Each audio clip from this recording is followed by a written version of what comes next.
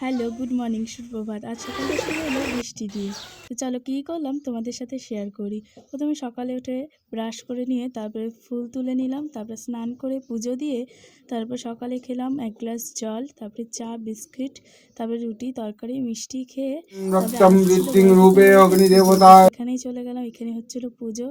তারপরে আমরা কে করছিলাম পুজো তো দেখে নাও। তারপরে খেলাম শরবত, ফল প্রসাদ, চিনি প্রসাদ এগুলো খেয়ে তারপরে দেখো কে কেমন কাজ করছে। এত ছোট বুনু দেখছিলাম পুরি বেলছে আর আমি দাঁড়িয়ে দাঁড়িয়ে আছি। তো তারপর দাদা করছিল খিচুড়ি, তারপরে ভোগ প্রসাদ খেয়ে তো আসছিল ছোটদার বার্থডে। তো প্রথমে জেঠি করে নিল ছোটদাদাকে আশীর্বাদ। তো তোমরা সবাই ওকে হ্যাপি বার্থডে বলো।